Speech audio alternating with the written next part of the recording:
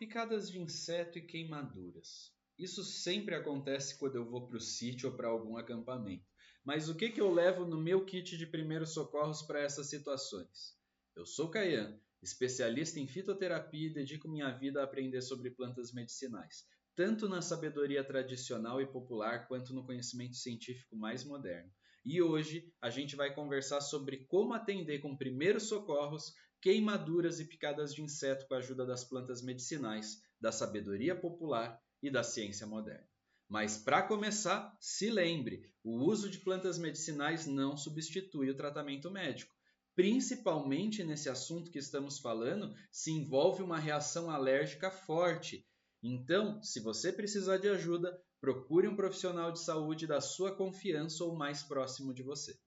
Queimaduras são um clássico. As pessoas sempre se queimam nos acampamentos, sempre se queimam nas fogueiras e até mesmo nas cozinhas quando a gente reúne a família em um lugar diferente de casa. Porém, como tratar a queimadura de uma maneira eficiente? Eu já ouvi falar de pasta de dente, de clara de ovos, de manteiga, de café, de terra.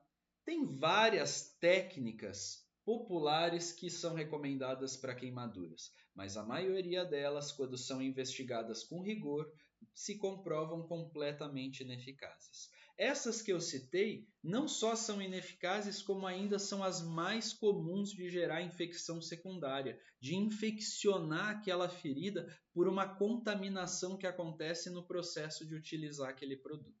Na falta de qualquer coisa, a melhor forma de você lidar com a queimadura é colocar sob água fria corrente. É a melhor forma porque resfria e hidrata a região da queimadura e impede que essa queimadura cresça, porque toda aquela região está quente, queimando a sua volta. Porém, isso não ajuda a tratar a ferida. Então, agora vamos para algumas recomendações fitoterápicas que vão fazer essa ferida se recuperar de uma maneira mágica. Talvez a planta mais famosa para tratar queimaduras, mas nem sempre a mais eficaz, então acompanhe o vídeo porque tem alguns segredinhos que eu vou contar mais para frente, é a aloe vera. A aloe vera também é conhecida no Brasil como babosa.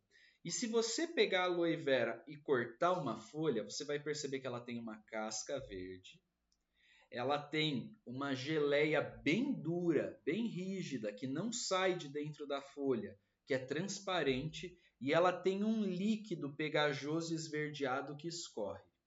Esse líquido é a goma e a parte interior é a mucilagem. A gente vai utilizar exclusivamente a mucilagem. Aquele líquido, inclusive, se ingerido, é tóxico e pode gerar graves danos ao fígado. Por isso, muitas pessoas que utilizam a babosa de maneira interna acabam se intoxicando e produzindo uma cirrose, produzindo uma série de problemas de fígado. Então a gente vai utilizar essa mucilagem, a parte interna e transparente da babosa. O que ela vai fazer? Bom, vocês já perceberam que ela é bem molhada. Então isso vai resfriar a queimadura e vai hidratar a queimadura. Mas a mucilagem também tem uma característica, ela forma uma película que protege e evita que essa queimadura perca mais água e se agrave. Ainda tem um efeito de proteção para infecções que possam surgir ali e um efeito anti-inflamatório para reduzir o ardor e o inchaço da região. Mas a babosa também tem polissacarídeos que vão estimular a regeneração da pele, do tecido, fazendo com que o corpo produza mais colágeno e elastina, além de que, junto com o efeito anti-inflamatório, vai acelerar a recuperação daquela queimadura. Outras plantas riquíssimas na mucilagem, que é o principal efeito da babosa, são a calêndula, a malva e a ora pronobis. Então você pode macerar essas plantas verdes de maneira que ela solte essa mucilagem, uma vez que elas não têm a goma, que é a parte tóxica que a babosa tem, e utilizar caso não tenha uma babosa perto de você. Outra opção é utilizar alguma planta bem amarga, mesmo que você não conheça qual é. Uma planta bem amarga quer dizer que ela é rica em taninos. Os taninos são o que dão o sabor amargo para as coisas. E eles têm um efeito de agregar as proteínas da região onde eles são aplicados, ajudando na recuperação de cortes e queimaduras. É como se eles aproximassem as células para que fosse regenerado aquele tecido. Novamente, a calêndula vem como uma boa opção de tratamento, porque ela tem tanto mucilagem quanto tanino. E, além disso, ela serve como uma espécie de antisséptico natural para queimaduras de primeiro grau. A gente também vai falar nesse vídeo sobre picadas de inseto, e acredite ou não, a calêndula também serve como anti-inflamatório, reduzindo o inchaço e a coceira de picadas de inseto. Mas eu vou falar sobre outras plantas quando a gente falar sobre picadas. E me acompanha porque no final do vídeo eu vou falar de uma planta que é a melhor de todas, tanto para queimaduras quanto para picadas de inseto. Mas agora entrando no ponto das picadas. Talvez a planta mais famosa para tratar picadas de inseto que a gente tem no Brasil é a tanchagem.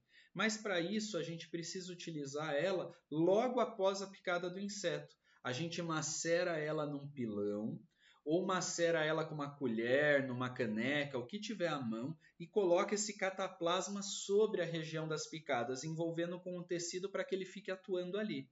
A tanchagem é rica em mucilagem, que, como a gente já viu, também ajuda a queimaduras. Então, ela também pode ser utilizada assim nas queimaduras, tá, gente?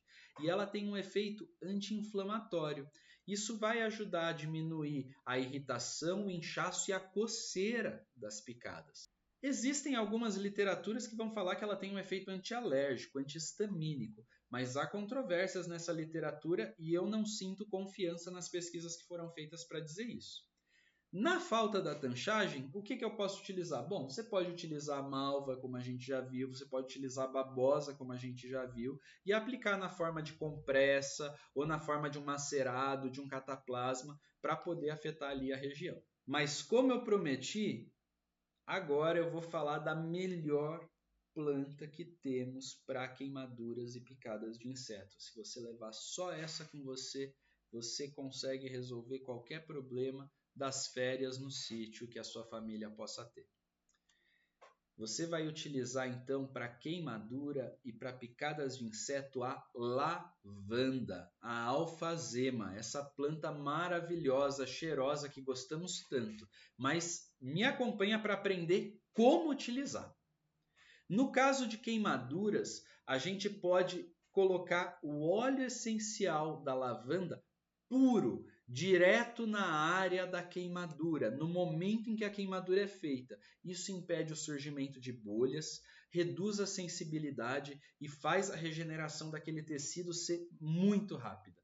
Então é muito bom o óleo essencial puro da lavanda direto na região da queimadura de primeiro ou segundo grau. Terceiro grau já é um outro nível de dano que aí precisa urgentemente de atendimento médico, tá certo, gente? Agora, queimadura de sol, você não pode usar esse óleo puro, senão vai arder, vai queimar, vai fazer a pessoa virar do avesso e querer arrancar a própria pele. Para isso, você pode diluir ela num creme hidratante e passar sobre a área da queimadura de sol. Isso vai auxiliar a recuperação muito mais rápido do que a pessoa teria. E para picadas de inseto, eu costumo colocar o óleo de lavanda numa quantidade de 2%, ou seja, para cada 100 ml, 2 ml de óleo, no óleo de andiroba. Por quê, gente? Porque o óleo de andiroba também é um óleo que é repelente, então eu posso utilizar tanto para repelir os insetos, quanto também para tratar as picadas que porventura ocorram. É a melhor forma, na minha opinião, de utilizar esses repelentes naturais que também tratam picadas de inseto tanto para peles sensíveis quanto para peles mais resistentes. Se a gente tem uma pessoa com uma pele mais resistente, a gente pode sim fazer uma tintura de cravo, citronela, diluir num creme hidratante, mas para ser algo mais amplo e para a gente poder resolver tudo só com a lavanda, a gente pode utilizar o óleo essencial da lavanda no óleo de andiroba, gente. Porém, atenção para as bandeiras vermelhas, que alertam riscos graves. Gente, picadas de inseto podem gerar anafilaxia, ou seja, pode fazer a pessoa ter um choque anafilático, pode gerar um inchaço que chega a trancar a respiração da pessoa, podendo levar a óbito. Então, se na picada de inseto está se produzindo um inchaço e vermelhidão que está se espalhando para longe da picada, se a pessoa está com tosse, dificuldade de respirar, dor abdominal ou algum tipo de processo assim, leve imediatamente para o hospital, tá certo? Então assim a gente encerra o nosso kit de emergência natural. Acompanhe os vídeos aqui do lado para aprender um pouco mais sobre esse incrível universo das plantas medicinais.